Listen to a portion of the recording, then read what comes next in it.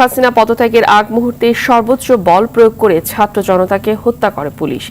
রাজধানীর যাত্রাবাড়ির পাশাপাশি এদিন ঢাকা মেডিকেল কলেজ হাসপাতালের পিছনে চাংখারপুলে এমন ভয়াবহ হত্যাকাণ্ড চালাতে দেখা যায় পুলিশকে। বৈষম্য বিরোধী ছাত্রদের মার্চ টু ঢাকা কর্মসূচি ঠেকাতেই পুলিশ গুলি চালায়। আর বাদলের রিপোর্ট।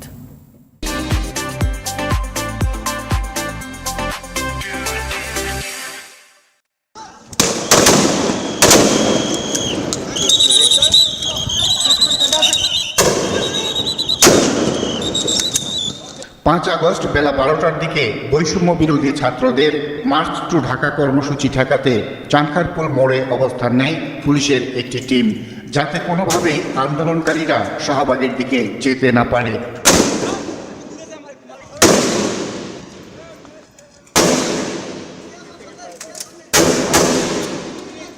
সেখানে পুলিশের ঊর্ধ্বতন এক কর্মকর্তার নির্দেশে পুলিশের 4টি বিশেষ দলকে দেখা যায়। তাদের একটি দল টিয়ার সেল নিক্ষেপ করছিল, অন্য একটি দল সাউন্ড গ্রেনেড ছুটছিল আন্দোলনকারীদের লক্ষ্য করে, আর আরেকটি দল রাবার বুলেট ছুটছিল।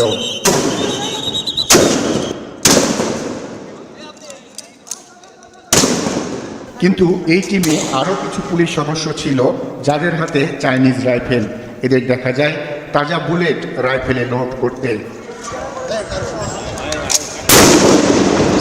ঊর্ধ্বতন সেই কর্মকর্তার নির্দেশ দিচ্ছিলেন শিক্ষার্থীদের উপর গুলি চালাতে।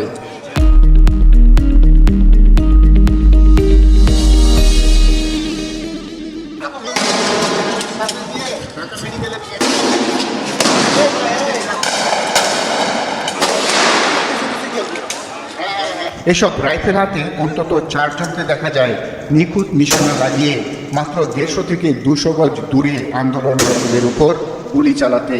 বন্দুকের গুলি শেষ হলে আবারও লোড করে ম্যাগজিনের পর ম্যাগজিনের গুলি চলে শিক্ষার্থীদের উপর। এভাবে শিক্ষার্থীদের উপর গুলি চালানোর পর লাশ পড়লে সেসব নিয়ে মন্তব্য করতে শোনা যায় এসব ঘাতক পুলিশ সদস্যদের।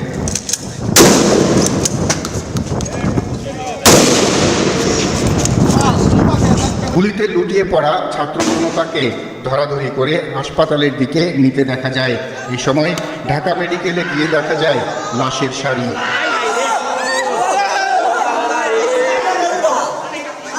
এদিন সারা দেশে প্রাথমিক হিসাবে 104 জনের হত্যার খবর পাওয়া যায়।